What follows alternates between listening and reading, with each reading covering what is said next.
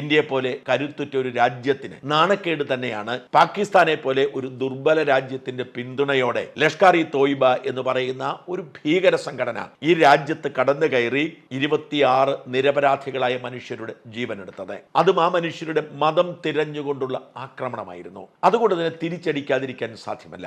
Israel ഹമാസിനെ ലക്ഷ്യമാക്കി ആഞ്ഞടിക്കാമായിരുന്നു. കാരണം ദുർബലമായ ഫലസ്തീൻ മൗനം പാലിച്ച് മാറി നിൽക്കും. എന്നാൽ ഇന്ത്യയുടെ അവസ്ഥ അങ്ങനെയല്ല. ഇന്ത്യയേക്കാൾ ദുർബലമാണെങ്കിലും പാകിസ്ഥാൻ ഒരു രാജ്യമാണ്, അതും ആണവായുധമുള്ള രാജ്യം. അതുകൊണ്ട് കൂടുതൽ ജാഗ്രത കാണിച്ചു മാത്രമേ മുമ്പോട്ട് പോകാൻ സാധിക്കൂ. ആ ജാഗ്രതയുടെ തയ്യാറെടുപ്പാണ് ഇപ്പോൾ നടന്നുകൊണ്ടിരിക്കുന്നത്. രായ്ക്ക് രാമാനം തിരിച്ചടിച്ചില്ല എന്നതിനർത്ഥം ഇന്ത്യ മാറി നിൽക്കുന്നൊന്നല്ല.